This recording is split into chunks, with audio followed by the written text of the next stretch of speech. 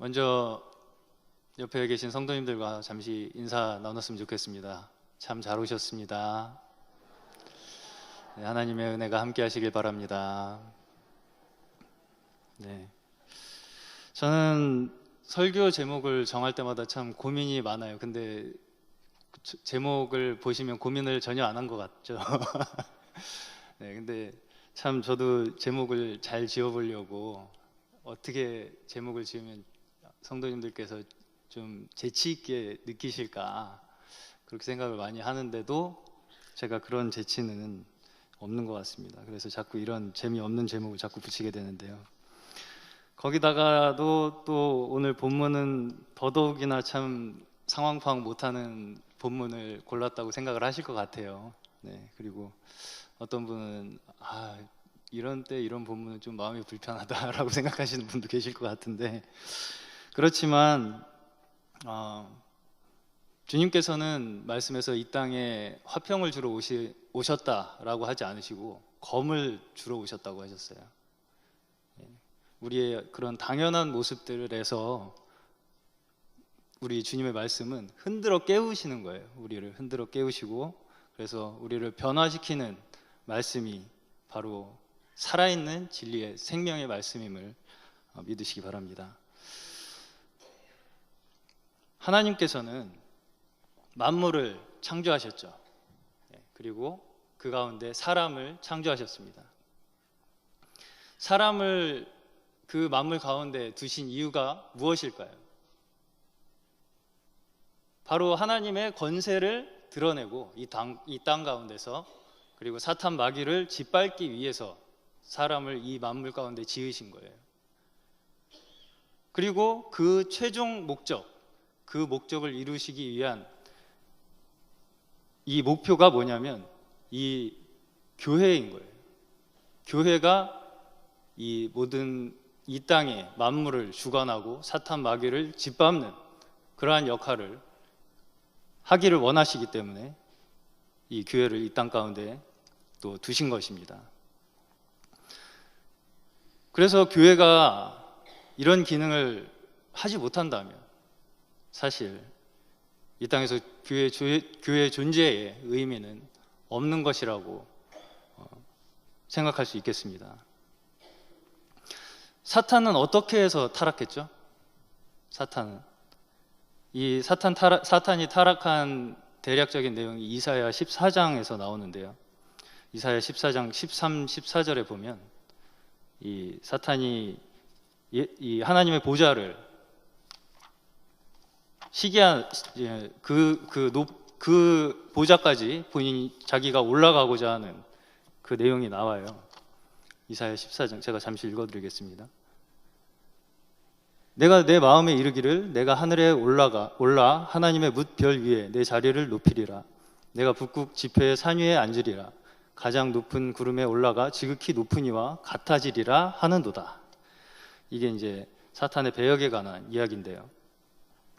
이게 결국은 하나님의 권위에 대한 도전을 하게 된 거예요. 그래서 사탄은 심판을 받게 됩니다. 하나님의 권위를 범함으로써 사탄이 되었죠.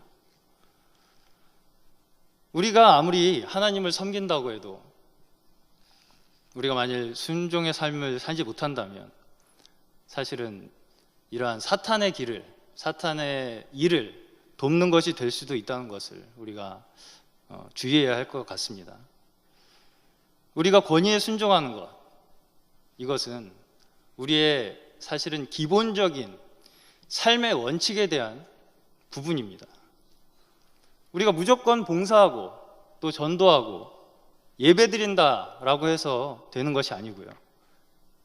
그 이전에 우리가 어디에 우리의 위치가 있는가, 우리의 위치가 어디에 있는가가 먼저 우리가 점검되지 않으면 우리의 모든 섬김과 봉사, 이 모든 것조차 불순종의 결과를 낳게 될 수도 있다는 것입니다.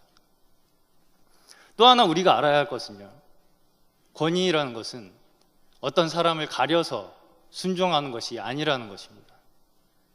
어떤 사람은 순종하고 어떤 사람은 순종하지 않아도 된다라는 것이 아니고요. 이 순종이란 것은 영적인 문제예요. 영적인 부분의 일이에요. 그리고 권위는 일종의 영적인 감각인 것입니다.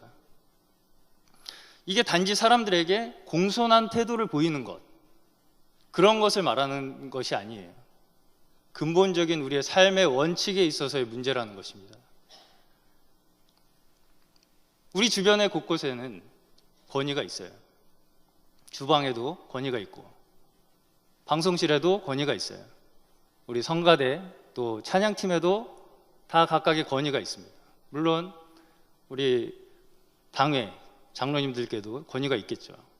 장로님들, 권사님들, 집사님들, 또 누구나 각 전도에 누구나 할 것 없이 이 주께 충성하는 우리 성도님들께는 그만큼 주님께서 허락하신 권위가 있는 것입니다.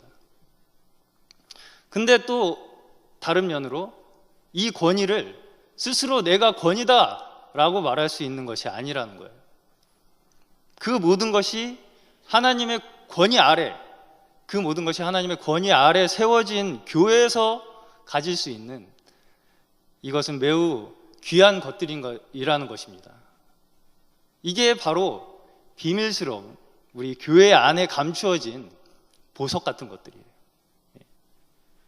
그래서 우리가 이 부분에서 만일 실패한다면 그리스도인의 길은 실패다라고 해도 과언이 아닐 것입니다. 왜냐하면 교회는 순종을 위해 세워졌기 때문입니다. 예전에 우리나라에서도 역사적인 이 역사를 보면 삼족을 멸하는 가장 큰 죄가 뭐였어요? 반역이었어요. 모반의 죄. 왜죠? 이 거역의 결과는 뭐냐면 분열이에요. 그리고 분열의 결과는 뭐죠? 멸망입니다. 이거는 어떤 조직이든 가정도 마찬가지예요. 그 질서를 거스르고 거역을 할 때 그 거역의 결과는 분열이고 분열의 결과는 멸망인 것입니다. 권위가 없는 것은 혼란밖에 남지 않아요. 우리 그리스도인들이 하나님을 알려면 하나님의 권위를 알아야 한다는 것입니다. 제가 제 이야기를 잠시 해드리겠습니다. 저도 중학생 때가 있었는데요. 네, 당연히 있었겠죠. 중학생 때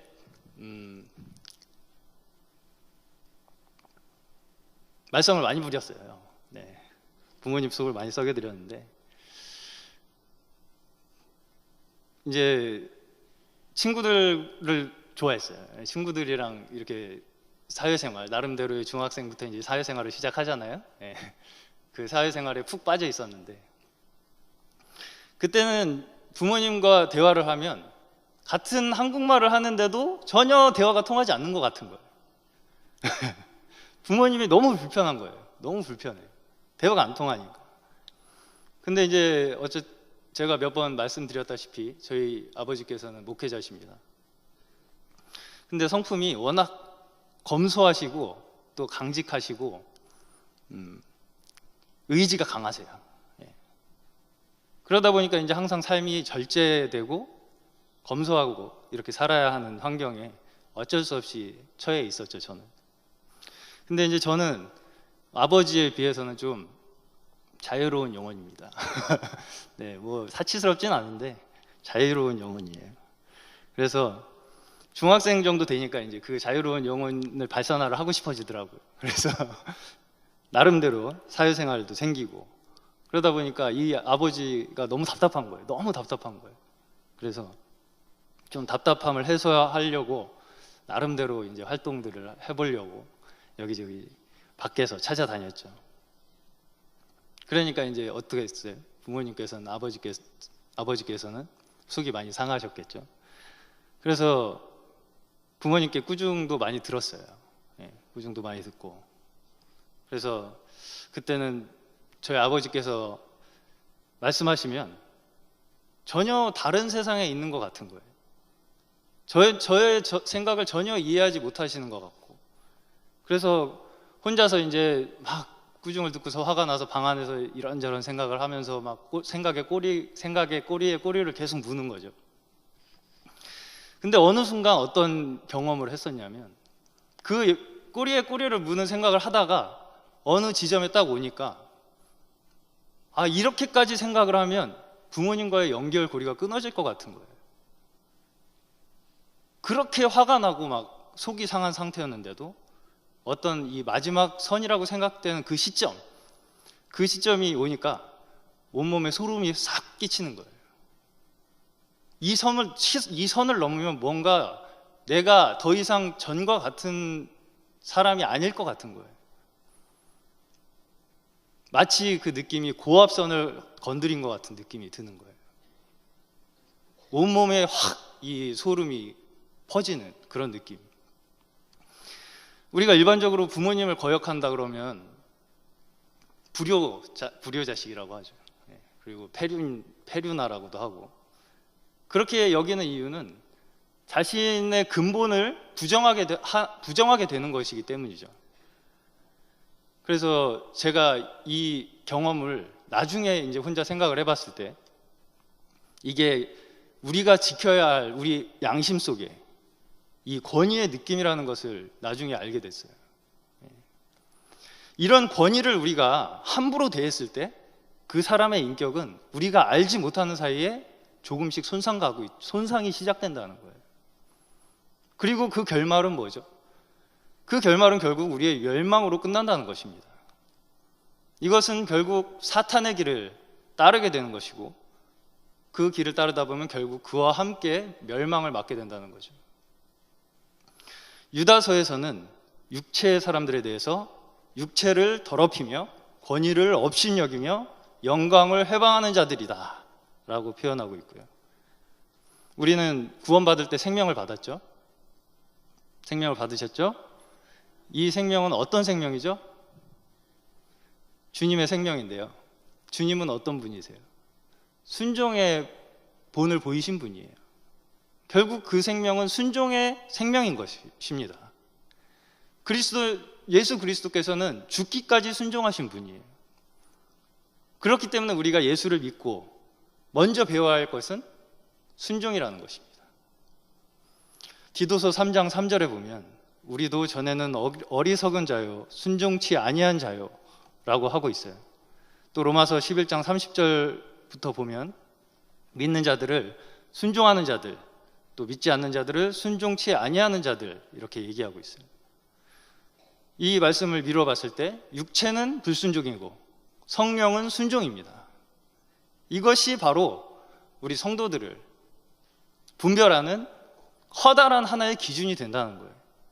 그래서 우리가 구원받고 먼저 배워야 할 것이 바로 이 순종이라는 것입니다.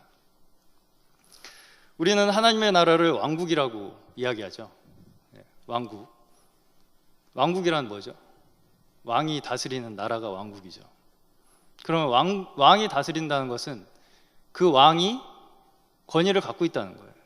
그 왕의 권위로부터 다스려지는 나라, 그것이 왕국입니다. 그리고 또 하나님의 보좌는 권위의 보좌예요. 그래서 골로새서 2장 10절에 보면 그분은 모든 권세의 머리시라고 하고 있고, 계시록 22장 1절에서 3절을 보면 권위의 보좌로부터 생명수의 강이 흐른다라고 기록되어 있어요. 우리는 영적인 전쟁을 항상 치르고 있습니다. 영적인 전쟁을 항상 치르고 있는데, 이 영적인 전쟁의 싸움이 무엇을 위한 것인가요? 무엇을 위한 것일까요? 바로 이 하나님의 권위를 되찾기 위한 거예요. 이 권위가 누구의 것인가? 우리가 어떤 권위에 순종해야 할 것인가를 되찾는 것이 우리의 영적 전쟁의 목표라는 것입니다. 이것이 바로 하나님의 왕국을 향한, 우리가 하나님의 왕국을 향한 마음, 이 마음이 바로 하나님의 권위를 되찾는 것이라는 것이에요. 그러면 이 왕국의 씨는 뭐죠? 예수 그리스도죠. 왕국의 씨는 예수 그리스도. 하나님은 아들을 보내셔서 우리에게 순종의 본을 보이시고 교회를 세워서 이 교회를 순종의 그릇이 되게 하신 거예요. 바로 우리 교회가 그리스도의 머리 대심에 순종할 때 사탄 마귀는 무적행으로 떨어지게 되는 거예요. 그래서 교회는 다른 어떤 것보다 순종을 위해서 부르심을 입었음을 이 시간 기억하시기 바랍니다. 교회는 이 땅에서 하나님의 권위를 위해 세워진 자들이에요. 다윗의 이야기를 잠시 드리겠습니다. 다윗은 왕국을 위해 싸운 사람이죠. 그리고 그가 가장 이 싸움에서 중요시했던 것은 권위였어요. 권위를 지키는 것. 다들 아시다시피 다윗이 기름 부음을 받고서 사울이 이 다윗을 시기해가지고 죽이려고 쫓아다녔죠. 그래서 이제 다윗은 도망다니고.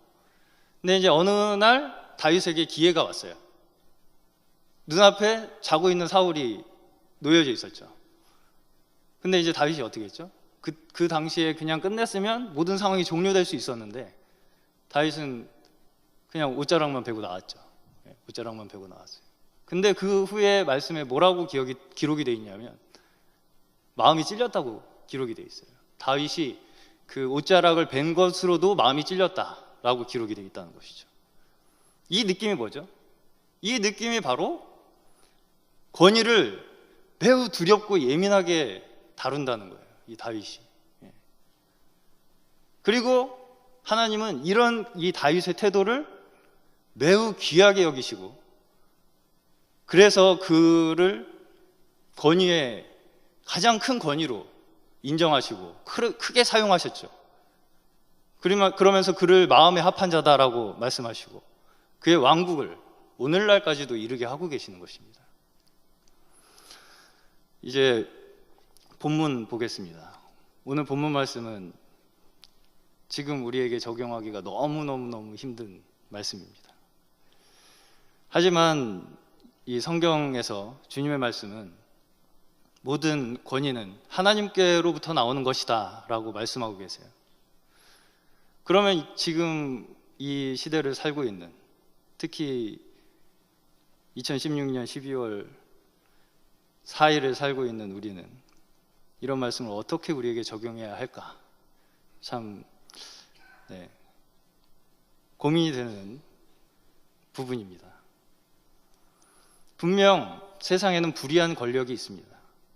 맞서 싸워야 할 권세자들이 존재해요.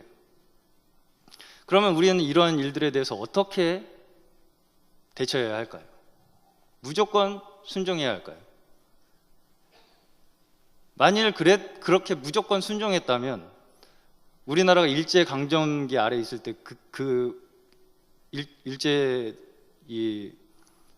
일본 사람들이 우상숭배를 강요했을 때 불응하다가 순교할 필요가 없이 그냥 신사참배했으면 됐겠죠. 주님도 누가복음 13장 보면 당시 이 왕이었던 헤롯이 죽이려고 하니까 헤롯을 여우라고 불렀어요. 여우를 피하라. 그리고 이 17세기에 영국에서는 왕권에 대해서 무조건적인 순종을 가르친 적이 있었는데요. 이게 소위 이제 역사에서 왕권 신수설이라는 것입니다. 근데 이 왕권 신수설에 대해서도 그 시대의 신실한 성도들이었던 스튜어트나 존 락스 이런 사람들은 그것에 대해 반대했어요. 하나님을 반대하는 권력에 무조건적으로 우리가 복종한다면 우리는 아마 신앙을 잃어버리게 될 수도 있을 것입니다. 그러면은 이 말씀을 우리는 어떻게 우리에게 적용해서 행동을 해야 할까요?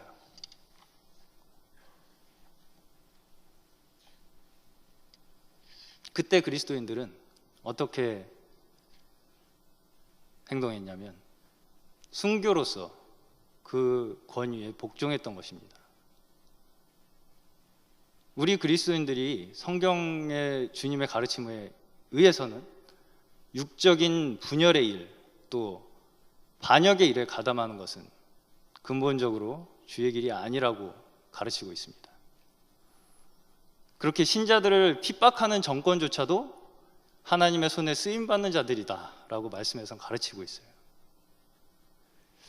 믿는 자들이 하나님의 통치 아래 있다고 하면서 이 땅에 있는 권세에는 굴복하지 않는 것은 앞뒤가 맞지 않는 일이다라는 것입니다. 그리고 거스리는 자는 심판을 자취한다라고 말씀하고 있죠. 당시 사도 바울 당시의 로마 정부는 지금은 아무것도 아니에요. 훨씬 더 강력하고 어떤 부분에 있어서는 무자비할 만큼 강력한 체제를 갖고 있었습니다. 그럼에도 불구하고 바울은 로마에 있는 그리스도인들에게 그 권세에 굴복하라 라고 말씀하고 있어요. 우리는 이런 것에 조심해야 될 것 같아요.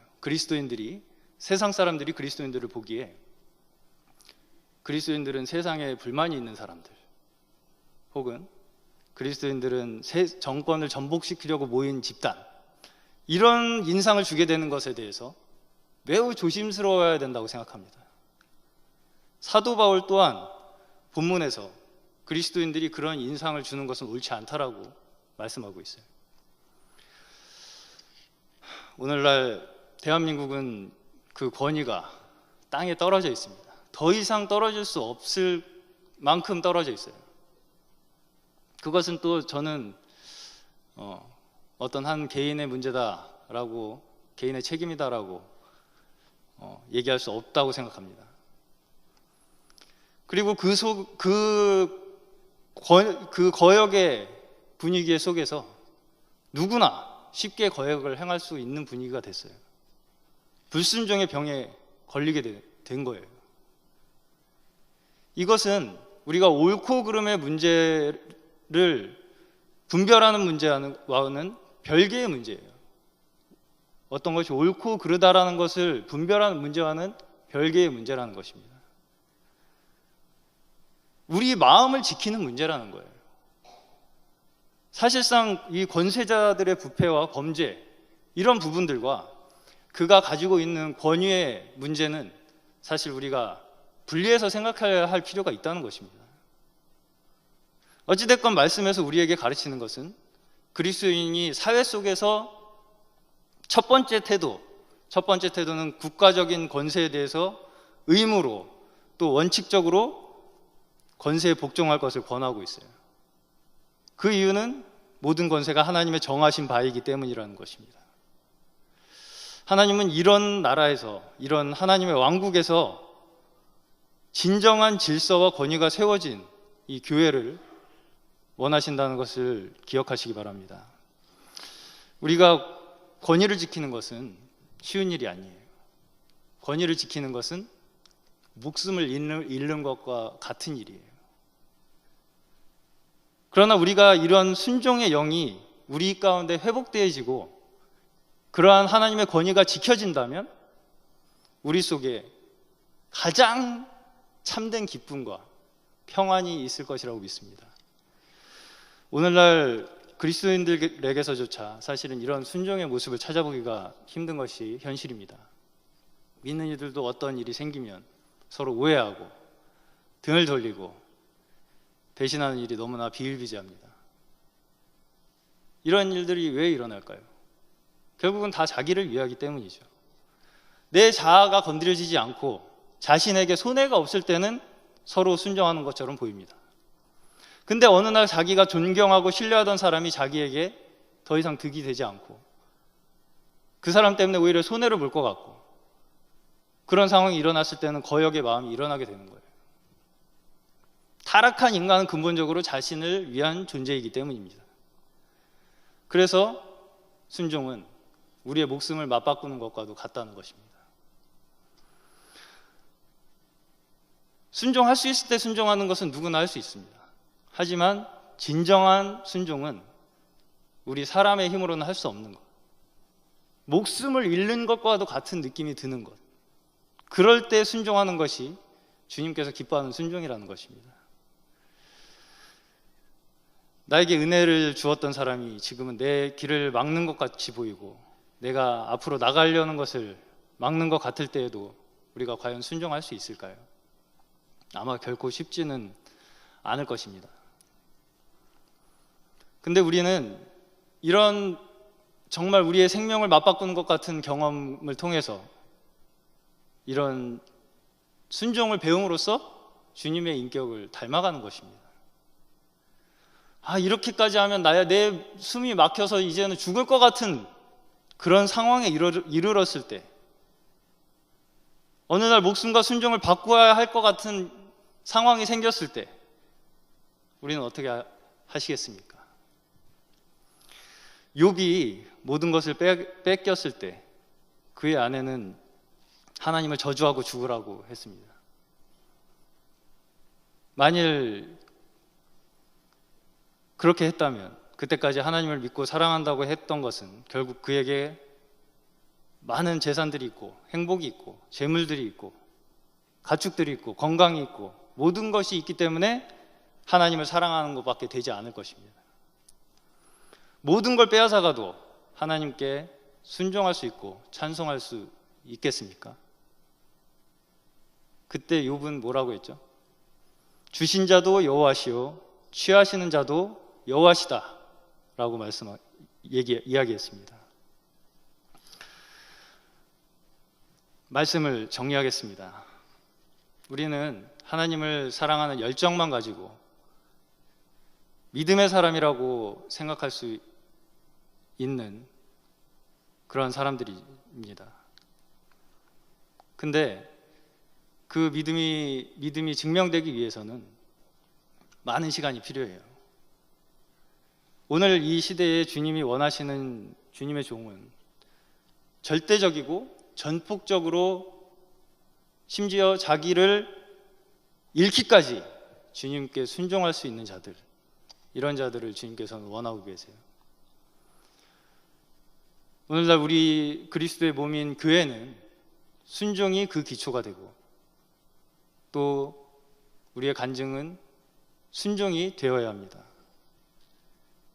믿음에 대해서 우리가 믿음의 문에 들어선다라고 이야기하죠. 순종도 마찬가지예요. 순종의 문에 들어서는 거예요. 야곱과 같이 야복강에서 환도뼈가 부러지는 날, 그 이전에는 이루어지지 않던 순종이 이루어지기 시작하는 것입니다. 그날 그의 환도뼈가 부러지고 그의 육신적인 원래 가지고 있던 기질이 다 꺾였어요. 우리는 주님의 순종을 바라보고 그 길을 따라가는 자들입니다.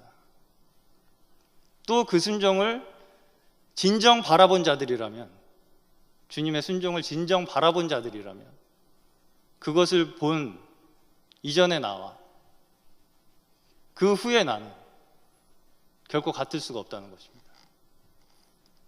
제가 좋아하는 유명한 구절이 하나 있는데 잠시 띄워주실 수 있을까요? 피를 본 자의 인생은 절대 전과 같을 수 없다.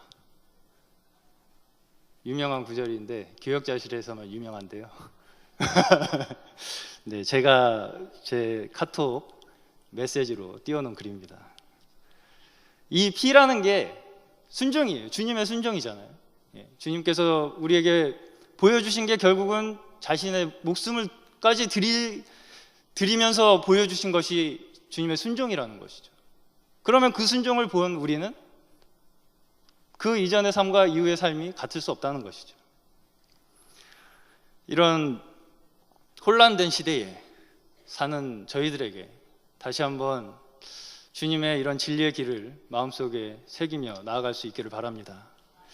이런 어려울 때일수록 이런 주님의 진정한 우리에게 가르쳐 주시는 이런 말씀을 상고하면서 우리의 마음을 지키고 또 주님의 기뻐하시는 자녀들로 우리가 성장해 나갈 수 있기를 주님의 이름으로 축원합니다.